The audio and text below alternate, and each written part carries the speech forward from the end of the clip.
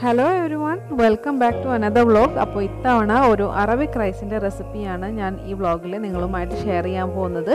അതോടൊപ്പം തന്നെ ഒരു DIY വീഡിയോയും ഞാനിതിൽ ഇൻക്ലൂഡ് ചെയ്തിട്ടുണ്ട്. നിങ്ങൾക്ക് ഈ വീഡിയോ ഇഷ്ടമാകുമെന്ന് വിചാരിക്കുന്നു. അപ്പോൾ നമുക്ക് വീഡിയോയിലേക്ക് കടക്കാം.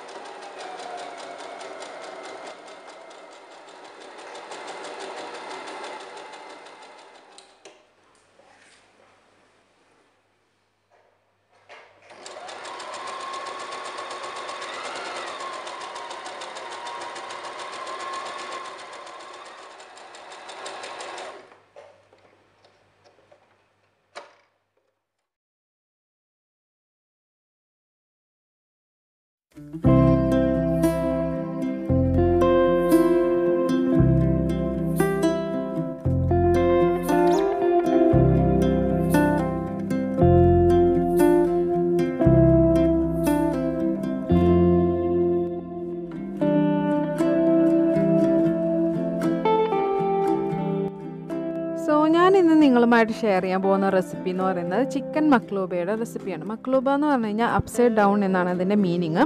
അപ്പോൾ ഈ റൈസിൻ്റെ മെയിൻ ഇൻഗ്രീഡിയൻസ് എന്ന് പറയുന്നത് പച്ചക്കറികളാണ്. അപ്പോൾ പച്ചക്കറികൾ നമുക്ക് ആദ്യം ഒന്ന് അരിഞ്ഞ് റെഡിയാക്കി വെക്കാം. അപ്പോൾ ആദ്യത്തെ പച്ചക്കറി എന്ന് പറയുന്നത് നമ്മുടെ വഴുതനങ്ങയാണ് കേട്ടോ, എഗ് പ്ലാന്റ്. ഈ എഗ് പ്ലാന്റിൻ്റെ 4 സൈഡിൽ നിന്ന് ഇതുപോലെ നേർത്ത കഷ്ണങ്ങളാക്കിയിട്ട് നമുക്ക് ആദ്യം ഒന്ന് കട്ട് ചെയ്ത് മാറ്റി വയ്ക്കാം. അപ്പോൾ ഞാൻ ഇതുപോലെ ഒരു 2 വഴുതനങ്ങയുടെ കഷ്ണങ്ങൾ എടുത്തിട്ടുണ്ട് കേട്ടോ. അതായത് ഇതുപോലെ നേരത്തെ കഷ്ണങ്ങളാക്കിയിട്ട് ഞാൻ 4 സൈഡിൽ നിന്ന് എടുത്തത് ഒരു 2 വഴുതനങ്ങയുടെ എടുത്തിട്ടുണ്ട്. പിന്നെ ഒരു വഴുതനങ്ങയാണ് ഞാൻ ഇതുപോലെ വലിയ പീസസായി മുറിച്ചിട്ട് ചോറിലേക്ക് ചേർത്ത് കൊടുത്തിട്ടുള്ളൂ കേട്ടോ. അപ്പോൾ ഈ തിക്നെസ്സിൽ വേണം കട്ട് ചെയ്തെടുക്കാനായിട്ട്. വഴുതനങ്ങ മാത്രമല്ല, എല്ലാ പച്ചക്കറികളും നമ്മളിതിലേക്ക് ഉപയോഗിക്കുന്ന എല്ലാ പച്ചക്കറികളും ഇതേ തിക്നെസ്സിൽ വേണം കട്ട് ചെയ്തെടുക്കാൻ വേണ്ടിയിട്ട്. പിന്നെ ഞാനിതിലേക്ക് എടുത്തിട്ടുള്ളത് ഉരുളൻകിഴങ്ങ്, ഒരു വലിയ സവോള, അതുപോലെ ഒരു തക്കാളി, പിന്നെ 2 ക്യാപ്സിക്കം ഒരു മൊത്തത്തിൽ 3 എണ്ണം വേണം. ഒരെണ്ണം നമുക്ക് വഴറ്റാൻ വേണം. അപ്പോൾ 2 എണ്ണമാണ് നമ്മളിതിലേക്ക് പൊരിച്ച് ചേർക്കണുള്ളൂ. അപ്പോൾ വഴുതനങ്ങ റെഡിയാക്കി എടുത്തിട്ടുണ്ട്.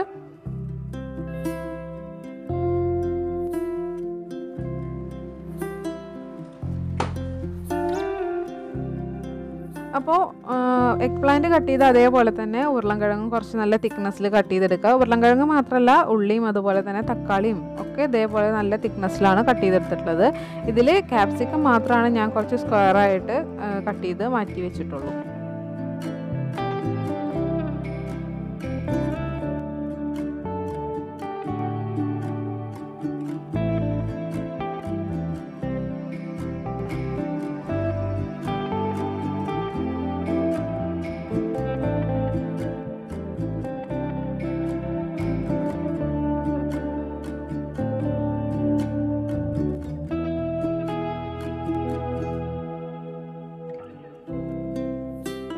അപ്പോൾ പച്ചക്കറികളൊക്കെ ഏകദേശം അരിഞ്ഞു കഴിഞ്ഞിട്ടുണ്ട്. ഇനി നമുക്കിതൊക്കെ ഫ്രൈ ചെയ്തെടുക്കാം. അപ്പോൾ ഇതിലേക്ക് നമ്മളൊരു പ്രത്യേകിച്ച് ഒരു മാരിനേഷനോ അങ്ങനെ കാര്യങ്ങളോ ഈവൻ ഉപ്പ് പോലും നമ്മളിതിലേക്ക് ചേർക്കുന്നില്ല.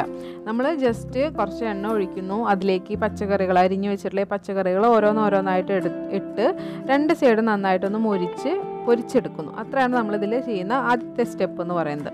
അപ്പോൾ ഞാൻ ആദ്യം വഴുതനങ്ങ ഒന്ന് പൊരിച്ച് മാറ്റിയെടുത്ത് വയ്ക്കട്ടെ.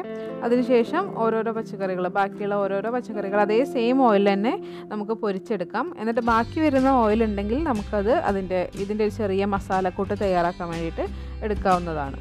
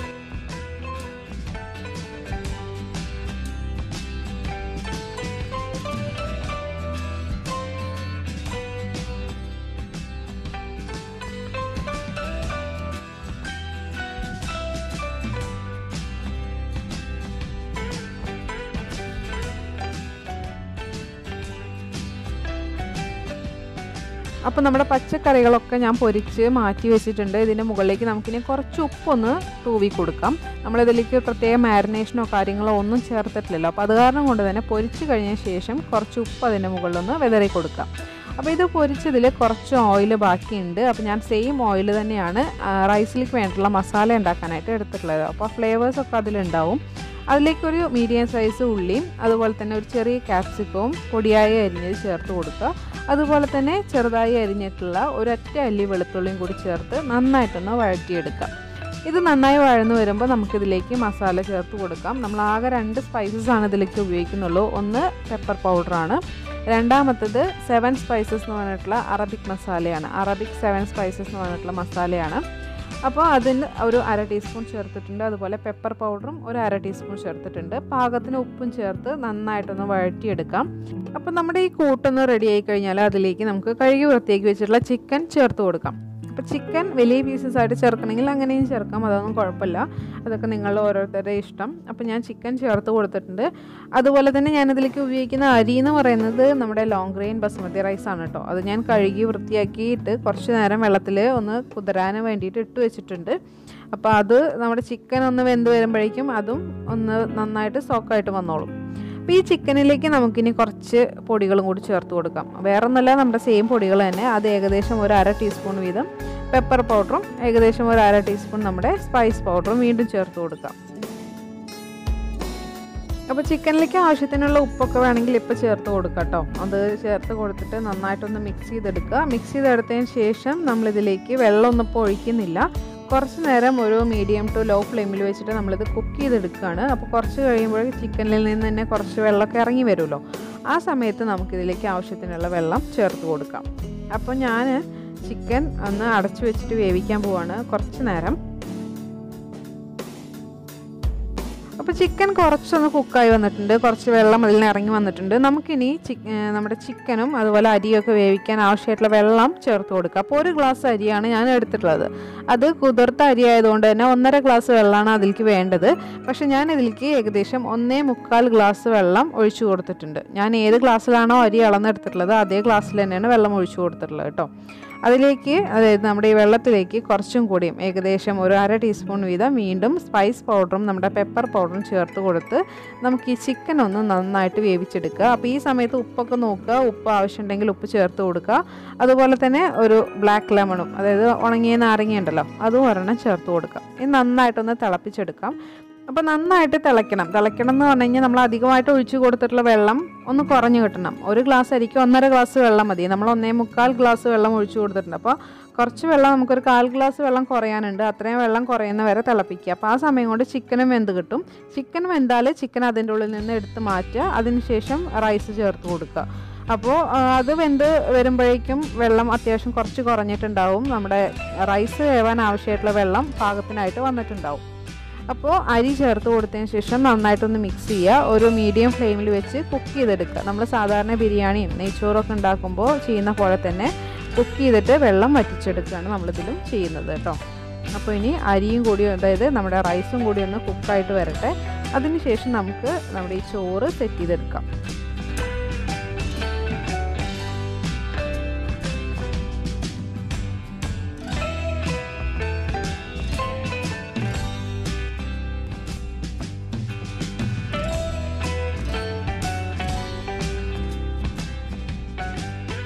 അങ്ങനെ നമ്മുടെ റൈസൊക്കെ കുക്കായിട്ട് വന്നിട്ടുണ്ട്. അപ്പം നമുക്കിനി ഇതിലേക്ക് കുറച്ച് ടൊമാറ്റോ പേസ്റ്റ് ചേർത്ത് കൊടുക്കണം. അപ്പോൾ അതൊന്ന് സെറ്റ് ചെയ്തെടുക്കാം. അതിന് വേണ്ടിയിട്ട് ഒരു 1/2 ടേബിൾ സ്പൂൺ ഓയിൽ എടുത്തിട്ടുണ്ട്. അതിലേക്കൊരു 3/4 ടേബിൾ സ്പൂണോളം നമ്മുടെ ടൊമാറ്റോ പേസ്റ്റ് ചേർത്ത് കൊടുക്കുക. അപ്പോൾ ടൊമാറ്റോ പേസ്റ്റിൻ്റെ ടേസ്റ്റ് നിങ്ങൾക്ക് ഇഷ്ടമാണെങ്കിൽ നിങ്ങൾക്ക് ഏകദേശം ഒരു ടേബിൾ സ്പൂൺ വരെ ചേർത്ത് കൊടുക്കാം.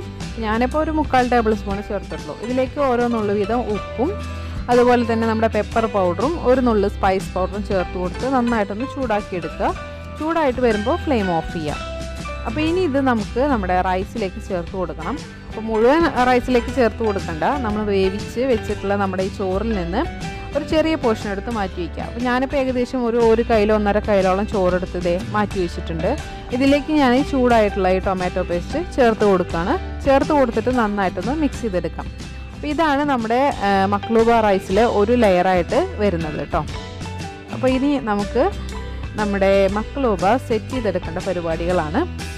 അപ്പം ഞാൻ ഏത് പാനിലാണോ റൈസ് ഉണ്ടാക്കിയിട്ട് അതേ പാൻ തന്നെയാണ് എടുത്തിട്ടുള്ളത്. അത് നമുക്ക് ചെറുതായിട്ടൊന്ന് എണ്ണ തടവി കൊടുക്കാം. ഇത് പച്ചക്കറികളൊന്നും അതിൻ്റെ അടിയിൽ പിടിക്കാതിരിക്കാൻ വേണ്ടിയിട്ടാണ്. നമ്മൾ ബിരിയാണിയൊക്കെ ദം ഇടുന്ന പോലെ കുറച്ച് നേരം നമ്മളിതൊന്ന് ഫ്ലെയിമിൽ വെക്കാം. അപ്പോൾ ആ സമയത്ത് പച്ചക്കറിയൊന്നും അടിയിൽ പിടിക്കാതിരിക്കാൻ വേണ്ടിയിട്ടാണ് കുറച്ച് എണ്ണ തടവി കൊടുത്തത് കേട്ടോ.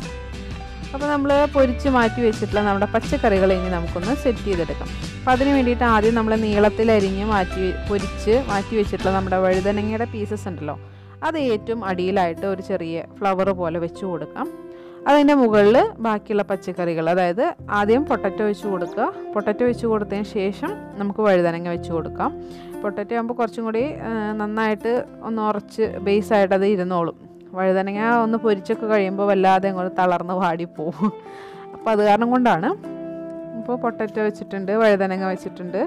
ഇനി ഇതിൻ്റെ മുകളിലേക്ക് നമുക്ക് ചിക്കൻ ചേർത്ത് കൊടുക്കാം. ചിക്കൻ നമ്മൾ വെന്ത് കഴിഞ്ഞപ്പോൾ വെള്ളത്തിൽ നിന്ന് എടുത്ത് മാറ്റി വെച്ചിട്ടുണ്ടായിരുന്നല്ലോ, ആ ചിക്കൻ മുഴുവനും ഒരൊറ്റ ലെയറായിട്ട് തന്നെ സ്പ്രെഡ് ചെയ്ത് കൊടുക്കാം. അപ്പോൾ അതേ ഞാൻ ചിക്കൻ ചേർത്ത് കൊടുത്തിട്ടുണ്ട്. ഞാൻ ഈ ചിക്കനിലേക്ക് വേറെ ഒരു തരത്തിലുള്ള മസാലയോ ഒന്നും ചേർത്തിട്ടില്ല കേട്ടോ. നമ്മൾ ആ ഉപ്പും അതുപോലെ തന്നെ കുരുമുളക് പൊടിയും ആ സ്പൈസ് പൗഡറും മാത്രമേ ഉള്ളൂ. അതുപോലെ തന്നെ നമ്മുടെ ക്യാപ്സിക്കം ഇതുപോലെ സൈഡിൽ വെച്ച് കൊടുക്കുക. എന്നിട്ട് നന്നായിട്ട് പ്രസ് ചെയ്ത്, അതായത് നമ്മളിതിൻ്റെ മേലെ ഇങ്ങനെ അടക്കി ഇങ്ങനെ പ്രസ് ചെയ്ത് വെക്കുക എന്ന് പറയില്ലേ, അതേപോലെ ഗ്യാപ്പൊക്കെ ഫില്ല് ചെയ്തിട്ട് വേണം നമ്മൾ പച്ചക്കറികൾ സെറ്റ് ചെയ്യാൻ വേണ്ടിയിട്ട്. അപ്പോൾ ഞാൻ ക്യാപ്സിക്കം അതേ സൈഡിലൊക്കെ വെച്ച് കൊടുത്തിട്ടുണ്ട്. ഇനി ഇതിൻ്റെ മുകളിലേക്ക് നമ്മൾ ടൊമാറ്റോ പേസ്റ്റ് മിക്സ് ചെയ്തിട്ടുള്ള നമ്മുടെ റൈസ് ചേർത്ത് കൊടുക്കാം. ടൊമാറ്റോ പേസ്റ്റ് മിക്സ് ചെയ്തിട്ടുള്ള റൈസ് ഫസ്റ്റ് ലെയറായിട്ട് ചേർത്തിട്ടുണ്ട്. ഇനി നമുക്കിതൊന്ന് സ്പ്രെഡ് ചെയ്തിട്ട് നല്ലതുപോലെ ഒന്ന് പ്രസ് ചെയ്ത് കൊടുക്കാം.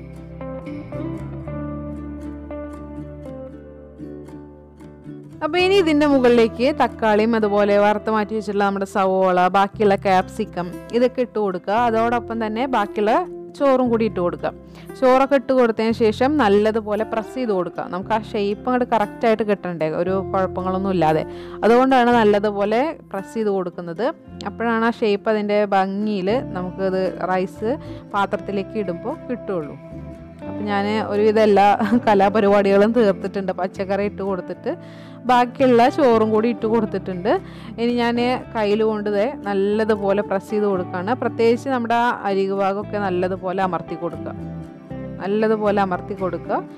അമർത്തി കൊടുത്തതിന് ശേഷം നമ്മളിത് കുറച്ച് നേരം ഫ്ലെയിമിൽ വെക്കണം. ലോ ഫ്ലെയിമിൽ, നമ്മൾ ബിരിയാണിയൊക്കെ ദം ചെയ്യാൻ വെക്കുന്ന പോലെ തന്നെ ലോ ഫ്ലെയിമിൽ ഒരു 7-8 മിനിറ്റോളം നമ്മൾ ലോ ഫ്ലെയിമിൽ വെക്കുക. നല്ലതുപോലെ ചൂടൊക്കെ വന്ന് ആവിയൊക്കെ വന്ന് തുടങ്ങുമ്പോൾ നമുക്ക് ഫ്ലെയിം ഓഫ് ചെയ്യാം.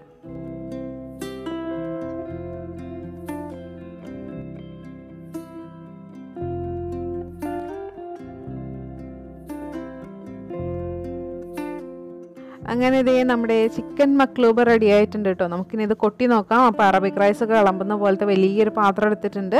എന്നിട്ട് ഫ്ലിപ്പ് ചെയ്യുക. പാത്രം ഇതുപോലെ കമഴ്ത്തി വെച്ച് കൊടുക്കുക. അതാണ് ഇതിൻ്റെ മീനിങ് തന്നെ. മക്ലൂബ എന്ന് പറഞ്ഞു കഴിഞ്ഞാൽ അപ്സൈഡ് ഡൗൺ എന്നാണ് ഇതിൻ്റെ മീനിങ് തന്നെ. അപ്പോൾ നമ്മൾ എത്രത്തോളം ഭംഗിയായിട്ട് അറേഞ്ച് ചെയ്തോ അത്രത്തോളം ഭംഗിയായിട്ട് തന്നെ നമ്മുടെ റൈസും കിട്ടും. അപ്പോൾ നോക്കിയേ, നല്ല അടിപൊളിയായിട്ട് സെറ്റായിട്ട് നമ്മുടെ മക്ലൂബ റെഡി ആയിട്ടുണ്ട്. അപ്പോൾ എല്ലാവരും ഒന്ന് ട്രൈ ചെയ്ത് നോക്കണം കേട്ടോ. കുറച്ച് പച്ചക്കറികളൊന്നും വറുത്തെടുക്കേണ്ട പരിപാടി മാത്രമേ ഉള്ളൂ. പ്രത്യേകിച്ച് അങ്ങനെ ഒരു സ്പൈസസ് ഒന്നും ആവശ്യമില്ലാത്ത നല്ലൊരു ടേസ്റ്റി ആയിട്ടുള്ള ഒരു റൈസാണിത്.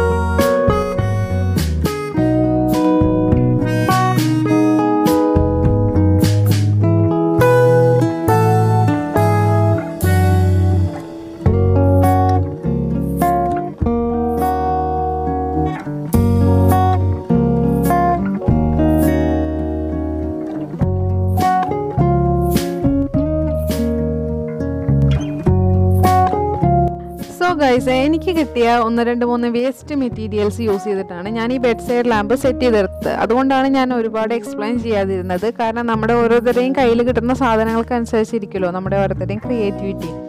എങ്കിലും എൻ്റെ ഈ ചെറിയ ക്രിയേറ്റീവ് DIY വീഡിയോ നിങ്ങൾക്ക് ഇഷ്ടമായി എന്ന് ഞാൻ വിചാരിക്കുന്നു. അതുപോലെ തന്നെ ഞാനിന്ന് ഷെയർ ചെയ്തിട്ടുള്ള നമ്മുടെ ചിക്കൻ മക്ലൂബയുടെ റെസിപ്പി ട്രൈ ചെയ്ത് നോക്കാൻ മറക്കരുത് കേട്ടോ. നല്ല ഒരു അടിപൊളി റെസിപ്പിയാണ്, നല്ലൊരു അടിപൊളി അറബിക് റൈസാണ്. ട്രൈ ചെയ്ത് നോക്കിയിട്ട് നിങ്ങളുടെ അഭിപ്രായങ്ങൾ അറിയിക്കുക.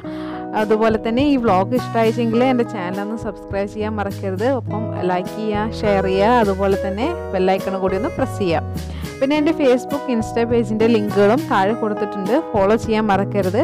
See you soon with another beautiful video. Until then, take care. Bye bye. Assalamu alaikum. Thank you.